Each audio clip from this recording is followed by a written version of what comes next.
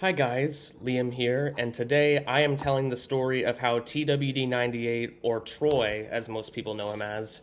became my favorite on and off content creator.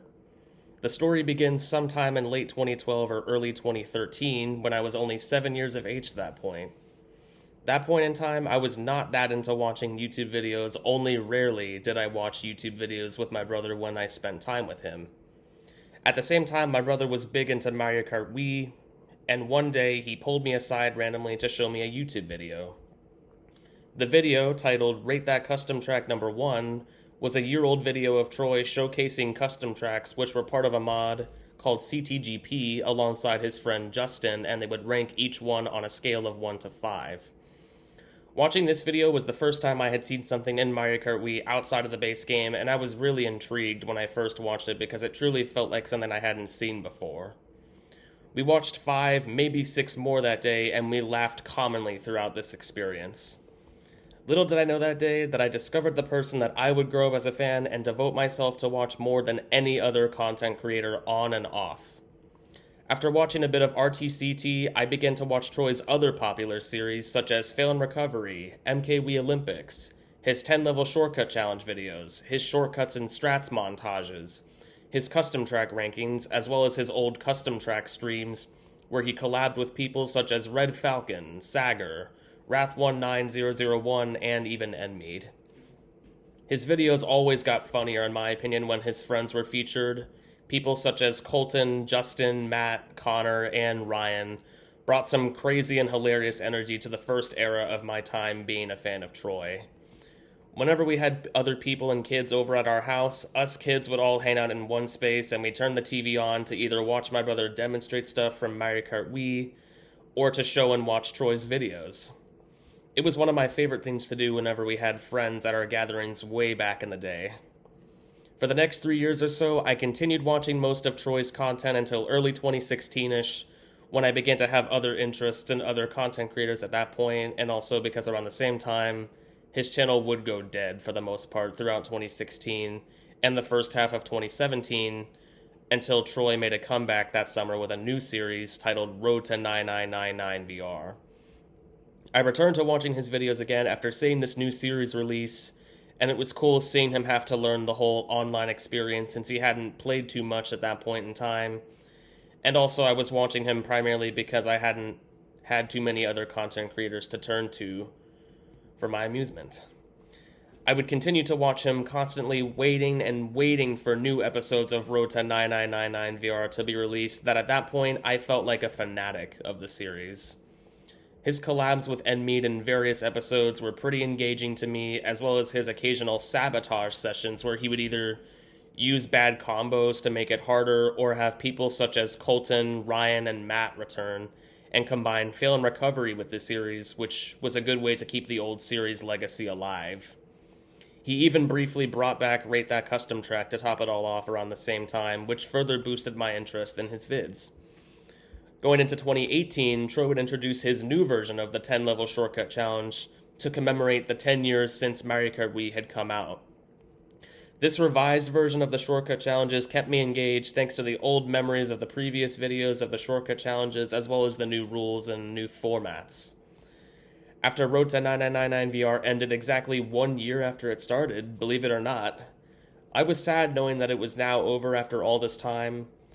but also I was happy because Troy started playing a new mod called Item Rain, which became one of my favorite new types of videos he would do since it was so chaotic and funny, seeing how all items in the game would fall from the sky and make the whole Mario Kart experience 10 times more crazier than it already was. It was also cool because you got to see all items that would normally disappear once lost, such as megas, shocks, bullets, and pows, actually on the ground and to be touched and activated, showing just how next level this mod was for some people. Around the same time that Item Rain came into play, the spiritual successor to Road to Nines had begun, known as Race to 9999 VR, which saw Troy and Enmead racing in Worldwides to see who could get to max VR first. This series, which I know was a renowned one when it was going on, sadly did not give me the same vibe that Road to Nines did, but I have come to respect its popularity that it may hold among the fanbase of this channel. Another mod that broke out around the same time was 200cc, and I became fond of this one, seeing just how fast he would go and how the speed mod plays, and as such, I became fond of his shortcut challenges and montages that I made of this mod, that he made of this mod. By early 2019, I had other interests in my head, and I ceased watching him for a while until the end of the year when I returned to watching his older content once more. It was at this point in time that I would learn of something new known as knockouts, where if the person in a room would finish in last place, they would be eliminated and the cycle would continue until only one person remained standing. At the same time, by the start of March of 2020, I had begun showing interest in finally playing Mario Kart Wii myself, since I'm going to admit it is not easy for me to try something new and different. But after rewatching older videos by Troy, I finally showed interest, and it helped me even more by watching his older videos since they taught me the basics of controls and how to perform certain strats and cuts on the tracks, and I give huge credit to those videos for teaching me a thing or two about the game. One of the biggest parts of me returning to this channel at that point in time also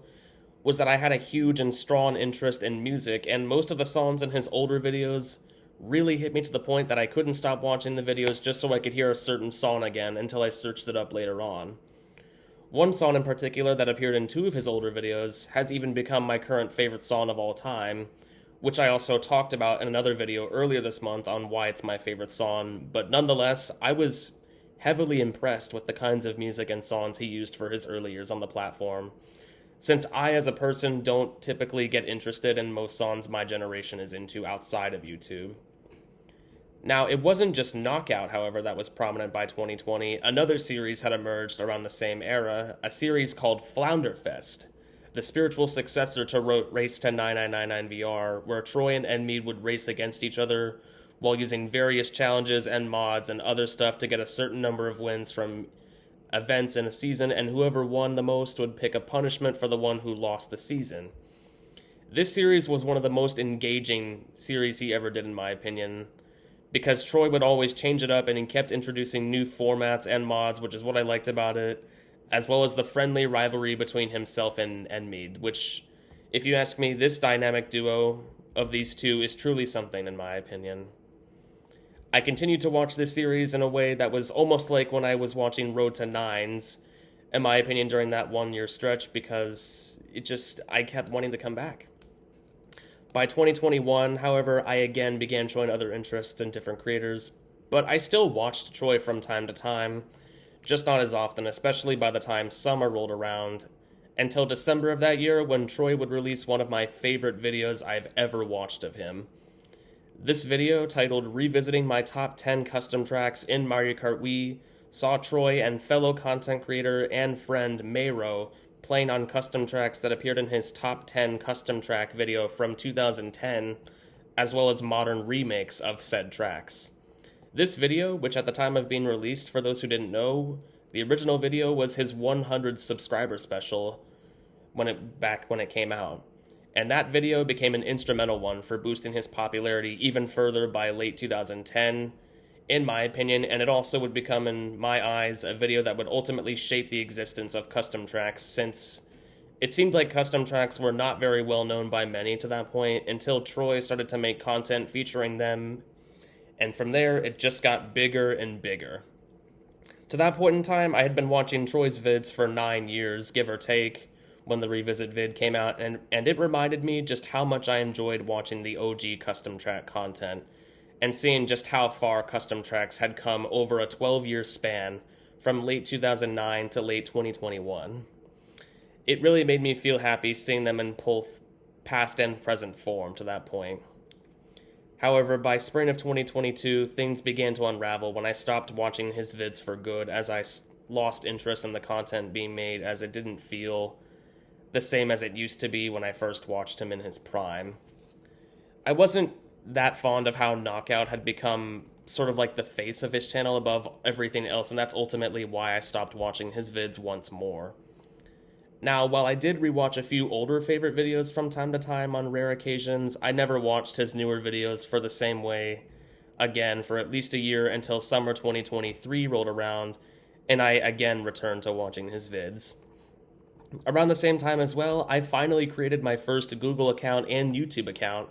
which gave me the chance to comment my thoughts on older videos, and you can see a bunch of my comments on both old and new videos alike if you go through them,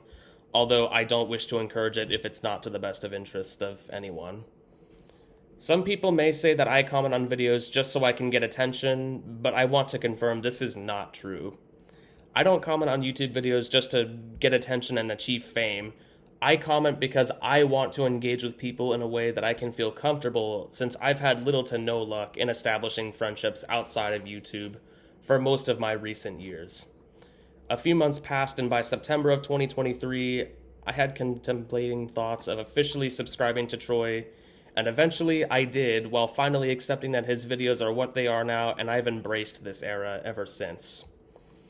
Around the same time that I officially subbed, however, I learned that numerous older videos of Troy had been enlisted, including all of his older streams, which I grew up watching when I was younger. This made me tear up a little bit, but I decided to make several playlists of all the older videos because I wouldn't want to see the nostalgia and old memories I grew up watching just go to waste. These playlists I created not just for myself, but for all of the OG fans that are still out there watching his videos today who want to go back and take a trip through memory lane and rewatch old memories. I've learned over time that even if the quality of the videos, in my opinion, go up and down, better or worse, I find that I can't stay away from this channel for too long, and that's why even after almost 2 years of subbing, I still watch them because they're so engaging to me, and I love chatting with people in the comments, which is why you see me replying to people often or starting conversations with my own comments. I am proud to say that I'm still watching Troy's videos after all this time, because even if it seems like I grow tired of how they change, I'm always going to harbor a great liking to his content. As I said at the start, before I knew about his channel, I never watched a big amount of content on YouTube, and me finding his channel ultimately was what started my biggest hobby as a kid, and even today, YouTube is still the site I spend the most time on, and I give very huge credit to Troy for shaping my opinions on this platform. 12 years ago, I didn't know if I was going to be watching his vids forever, but somehow I always find myself coming back. Even though there may not seem like there are many fans from the early 2010s and the first era of Troy's videos still watching him, I am proud to be one of the few people who have still stuck around after all this time. And while I'm also going to admit I'm not a guy who plays video games anymore for the most part, I plan to stick around watching his videos for as long as I can until I feel I can't anymore. Sticking around his content has even led me to form a few positive online relationships with fellow fans in the comments, and I'm glad I can know that I can engage with this community without any conflict, give or take. I think it's safe to say that Troy has had a very massive impact on several generations of fans over the last 15 years or so, and I'm happy to know that his influence is still strong even after all these years have passed. I hope you all have enjoyed my story of being an on and off fan of TWD98 and why he's my favorite YouTuber. You guys can feel free to comment below and I'll respond to what you guys say to me. And until next time, see you later.